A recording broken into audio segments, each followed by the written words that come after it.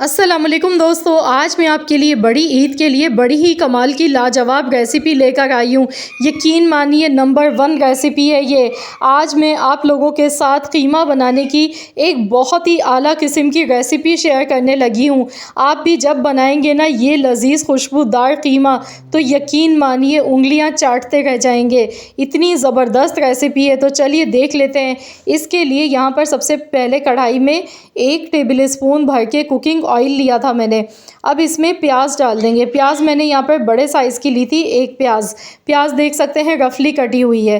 प्याज को हमने हल्का सा सौते करना है। साथ में लहसुन के जवे लिए थे 4 से 5 अदद, अदरक लिया 1 इंच का टुकड़ा, 5 से 6 अदद हरी मिर्चें साबुत ली हैं। तो इन सारी चीज़ों को हमने हल्का सा फ्राई करना है। प्याज का हमने कोई कलर चेंज नहीं करना, बस इतना पकाना है कि प्याज की जो एक कच्चेपन की स्मेल होती है वो दूर हो जाए। इसके साथ ही आधी गड्डी हरा धनिया लिया है। धनिया आप देख सकते हैं डंडी समेत ही लिया है, क्योंकि इसकी डंडी में फ्लेवर होता है, खुशबू होती है। तो डंडी समेत ही हरा धनिया आपने भी इसी तरह से इसमें शामिल कर देना है। तो बस यहाँ पे कुछ सेकंड्स के लिए हमने इन सारी चीज़ों को फ्राई कर लेना है। प्याज देखिए हमारी बहुत अच्छी सी सॉफ्ट हो चुकी है। तो बस यहाँ सारी चीज़ें अच्छी तरह से सॉफ्ट हो गई हैं, ये देखें। इनका हमने कलर नहीं चेंज करना है, तो अब इसे निकाल लेंगे एक प्लेट में और ठंडा होने के लिए हम इन्हें रख देते हैं। अब सेम इसी कढ़ाई में अब हम लेंगे थोड़ा सा कुकिंग ऑयल मज़ीद और। तो यहाँ 1 टेबल स्पून के करीब मैं थोड़ा सा ऑयल ले गई हूँ। टोटल जो भी हमने ऑयल इस्तेमाल किया वो 2 टेबल स्पून है। मेरे पास मटन का कीमा है, यहाँ पर मैं मटन से बना गई हूँ ये रेसिपी।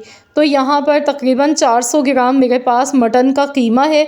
कीमा डालने के बाद अब इसे अच्छी तरह से हमने पकाना है। साथ ही में आधा चम्मच पिसा हुआ लहसुन अदरक का पेस्ट भी शामिल कर देंगे, ताकि कीमे की जो एक अपनी स्मेल होती है वो दूर हो जाए। तो यहाँ पर इसे इतनी देर तक पकाएंगे कि इसका जो भी पानी है वो सारा इसमें अच्छी तरह से ड्राई हो जाए। तो यहाँ देखिए अभी इसमें थोड़ा सा पानी मज़ीद और बाकी है। तो पानी सारा खुश्क पहले अच्छी तरह से कर लेंगे।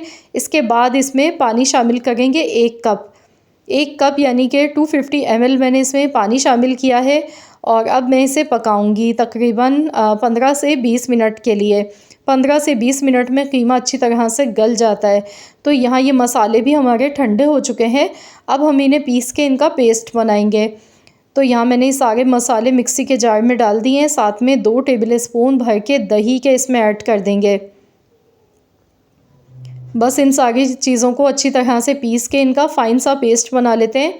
तो देखिए बड़ा ही खुशबूदार सा बेहतरीन ये पेस्ट बनके तैयार हो चुका है।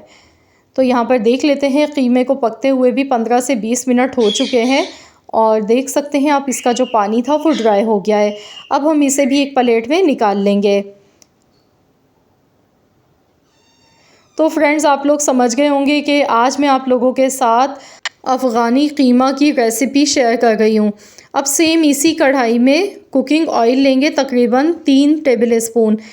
आधा तेज़पात का पत्ता इसमें डाला है, काली मिर्च थोड़ी सी ली है, 7 से 8 4 छोटी इलायची, दालचीनी का 1 टुकड़ा लिया है। तो ये साबुत खड़े गरम मसाले डालने के बाद हल्का सा हमने क्रैकल होने देना है। इसके बाद जो पेस्ट हमने बना के रखा था पीस के, ये पेस्ट इसमें शामिल कर देंगे। अब जो इसमें बॉल में लगा रह गया है तो इसमें थोड़ा सा पानी डाल के ये भी इसमें शामिल कर देंगे। तो फ्रेंड्स आप जल्दी से मुझे कमेंट्स करके बताएं कि आप मुझे किस सिटी से देख रहे हैं, और चैनल को अगर सब्सक्राइब नहीं किया है तो चैनल को भी सब्सक्राइब कर लीजिएगा। आधा चम्मच नमक डालेंगे, आधा चम्मच पिसा हुआ ज़ीरा डालेंगे, 1 चम्मच इसमें जाएगा धनिया पाउडर। अभी यही मसाले जाएंगे। लास्ट में मैं 1-2 मसाले मज़ीद इसमें डालूँगी, तो वीडियो को आखिर तक फुल वॉच कीजिएगा।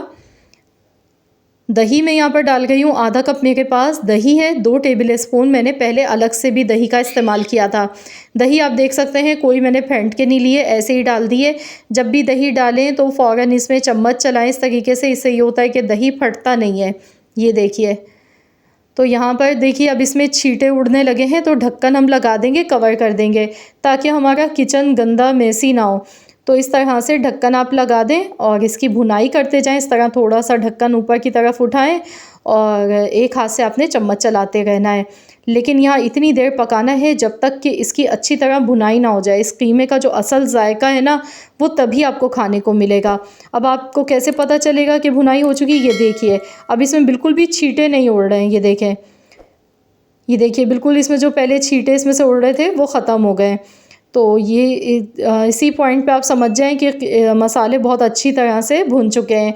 इसके बाद इसमें जो कीमा हमने बॉयल करके रखा था, कीमा इसमें शामिल कर देंगे।